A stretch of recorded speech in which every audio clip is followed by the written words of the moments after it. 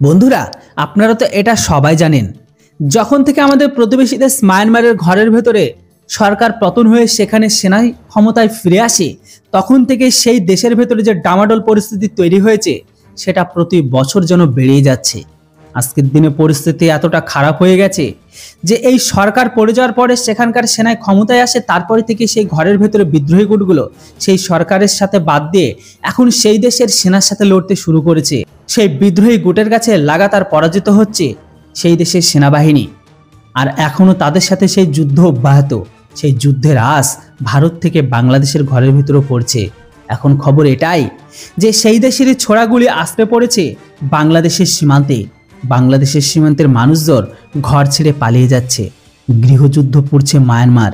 সে দেশের রাখাইন রাজ্যের সংঘর্ষে জড়িয়েছে বার্মিজ সেনা তথা টাটমাদা ও বিদ্রোহী আরকান আর্মি, যার এবার সরাসরি আঁচ এসে পড়েছে পড়শি বাংলাদেশে। শনিবার সীমান্তের ওপার থেকে মর্টার ও বুলেট এসে পড়ছে কক্সবাজার সীমান্তে, যা নিয়ে আতঙ্কিত হয়ে পড়ছেন সেই সমস্ত বাংলাদেশিরা।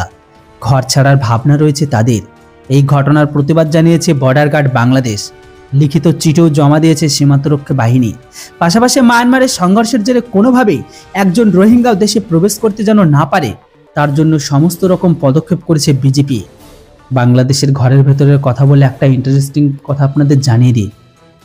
বাংলাদেশের স্থলভূমিকে দখল করে নিচ্ছে ধীরে ধীরে রোহিঙ্গারা, আর বাংলাদেশের পুরো জলাভূমিকে দখল করে নিচ্ছে রোহিঙ্গা মাছ।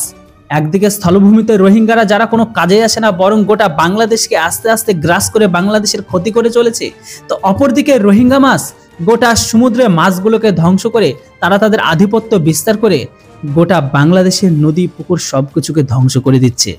যেটাই হোক, জানা এখন এটাই যাচ্ছে শুধু মায়ানমারের রোহিঙ্গা নয়, উদ্বিগ্ন বাংলাদেশের বাসিন্দারাও। তারা এখন গোলা এমনকি বুলেট হামলা থেকে রক্ষা পেতে বাড়ি ছেড়ে অন্যত্র চলে যাওয়ার উদ্যোগ নিয়েছে। জুনটার সঙ্গে আরাকান আর্মি গৃহযুদ্ধের কারণে বাংলাদেশের সীমান্তলগ্ন গ্রামগুলোতে অনবরত গোলা আসতে পড়ছে। এরই জেরে জখম হওয়ার খবরও মিলেছে। এই ঘটনার পরিপ্রেক্ষিতে বর্ডার গার্ড বাংলাদেশের বিজেপি মহাপরিচালক major general AKM Nazmul Hasan সীমান্ত পরিদর্শনও করেন। তিনি বুলেট ও মর্টার শেল পড়া স্থানটি পর্যবেক্ষণ করেন। অন্যদিকে মায়ানমারের এই সংঘর্ষের জেরে দেশে ফের রোহিঙ্গা শরণার্থীদের ঢল নামার আশঙ্কা তৈরি হয়।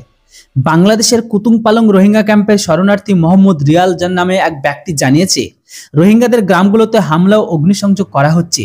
অনেকে সেখান থেকে আমাদের সঙ্গে যোগাযোগ করছে। তারা বলছে নাফনাদের পাড়ে কয়েক সমান অপেক্ষা করছে, তারা সুযোগ বুঝেই বাংলাদেশে ঢুকে পড়বে। সূত্রের খবর এটাই, রাখাইন সহ মায়ানমারের একটা বড় অংশ ইতিমধ্যে বিদ্রোহীদের নিয়ন্ত্রণে চলে গেছে। এসব জায়গায় পুনর্দখল করতে জুন্টা সরকার মরিয়া চেষ্টা চালাচ্ছে, কিন্তু তবুও তারা ব্যর্থ।